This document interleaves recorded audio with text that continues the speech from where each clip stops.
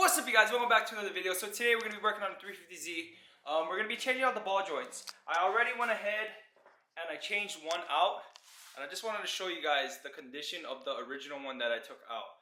This is how bad my ball joints were. So this, you can see the reason why I was like a little sketched on drifting the car or going too hard on the car is because this thing is like, it's bad, it's gone. So we'll be replacing them with some new ball joints. I'll show you guys just how easy it is to do this. It's actually really fast. And if you guys don't have the tools, you guys can go ahead and go to O'Reilly's or AutoZone and then rent the tool from them. It's a ball joint press that you'll need to get this job done. All right, use the right tools. It makes the job 100% easier than if you were to do it without the right tools. All right, so let's jump right into it. Okay, so the first things first we're gonna do is we're actually gonna go ahead and raise the car up, and for that I'm going to be using the jack. Then we're going to need to take off the rim. Oops.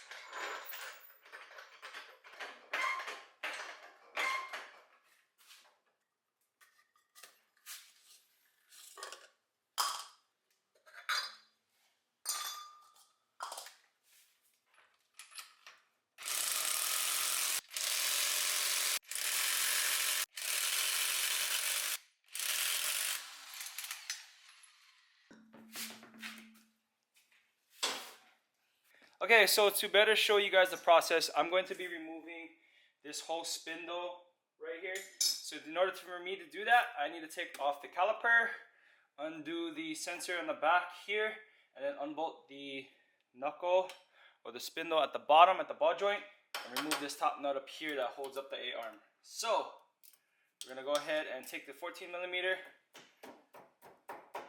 and remove these brake calipers.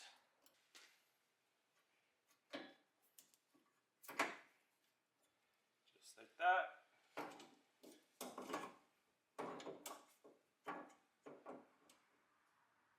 Side, you're gonna see this wire right here. This is gonna lead you to a sensor.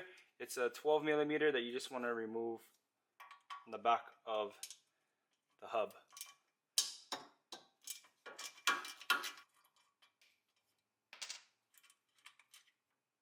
Like that.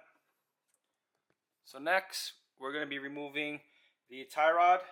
Yours might be a little bit different because I'm running the angle kit from PBM, but all you have to do is undo the nut,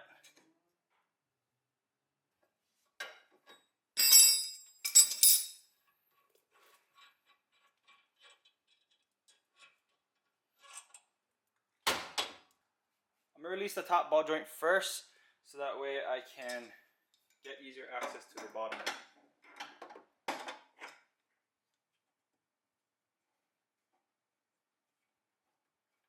Okay, once you get the nut out, you can go ahead and pull the whole spindle out after you undo the bottom ball joint. So I already undid the bottom ball joint. I'm just gonna maneuver this.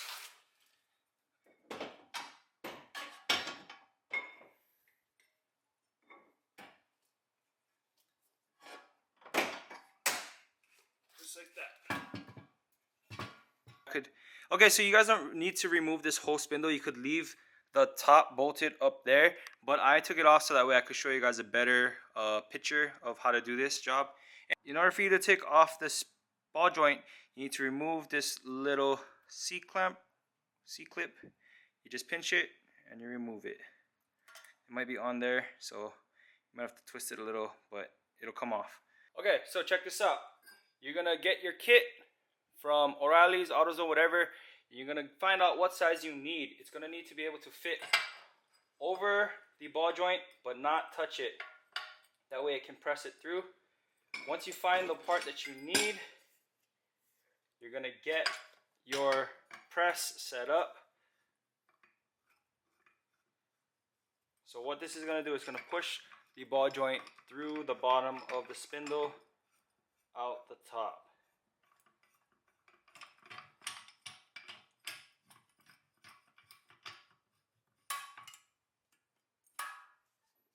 Just like that. And then you're gonna get your impact gun Or you could use a ratchet. It's much easier with an impact gun though. And it should come right out. So one thing I should mention is there's going to be a hole on one end of the C-clamp. And that end with the hole is meant so that way when you press it out, the thread will come through the hole. Okay, so let's press it all the way through.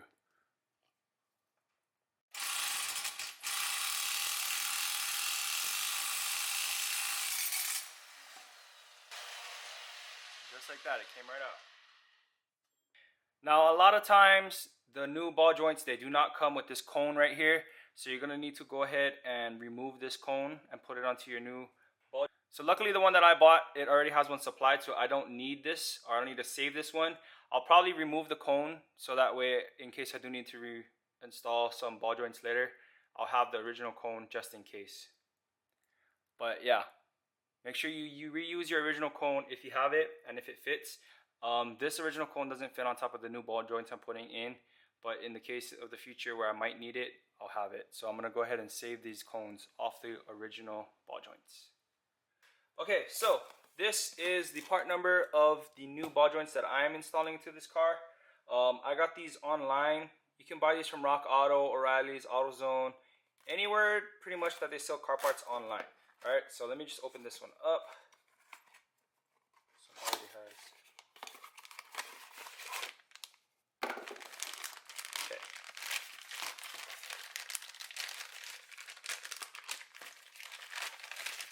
So this is going to be your cone, your C-clamp, and a washer. Now this is how your ball joints are supposed to be. Nice and stiff, hard to turn. Like, I can't even move this with my hand. It's nice and stiff. This is the old one. Look at how wobbly versus the new one. Like, it's nice and tight still.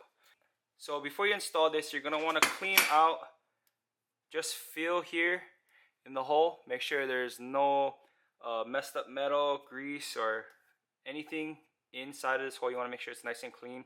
You can take some sandpaper and put it in there, but like I said, just make sure it's clean so that way you won't have any trouble pressing in the new ball joint. Anyway, you're going to take the new ball joint and you're just going to place it right inside. It should go about halfway up until you see this mark right here. It should go about there. From here, you're going to want to find what size fits over the actual ball joint.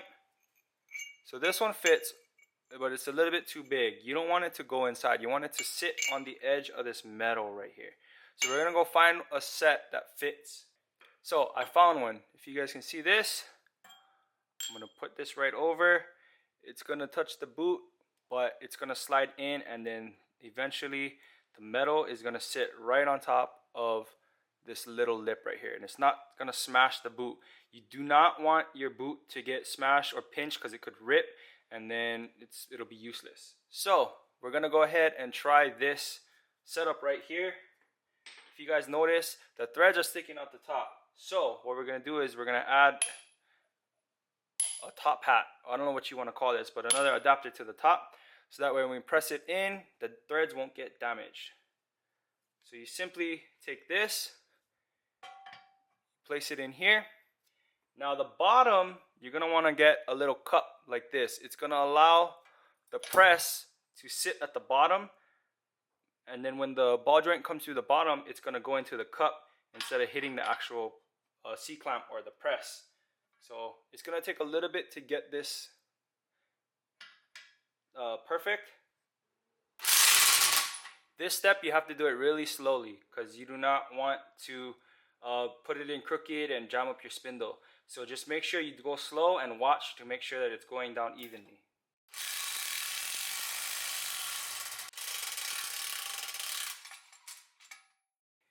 There's space at the bottom to put the C-clamp, and it's pressed all the way through. You pull this off. The rubber boot looks good. So now this is pretty much done and it's ready for reinstallation. All I have to do is put the C-clamp back on to hold it in place. Make sure it doesn't pop out.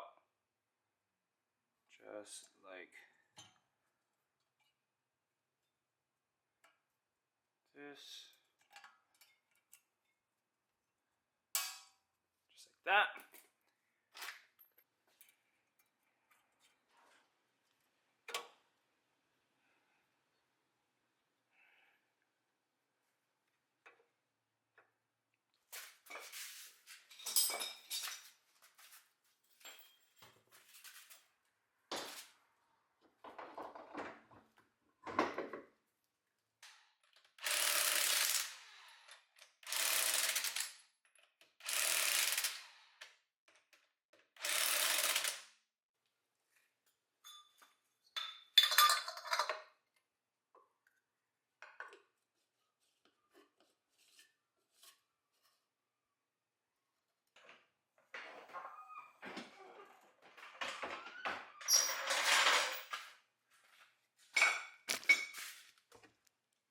Alright guys, so the new ball joints are inside the Z and this car is ready to go drifting again. Here is just the car right now. It's pretty much the same. We haven't touched this car in a while. We've been just focusing more on the 240, so it does need a little bit of love. But functionality wise, this car is perfect now. So now we can start getting ready for the next drift event. So that's gonna be it for today's video. Thank you guys so much for watching, so much for rocking with us. If you guys didn't see in the last video, we dropped some Surikawas and they look just like this. So if you guys want to cop one, there's gonna be a link in the description down below, and we'll catch you guys in the next one. Peace out and stay good.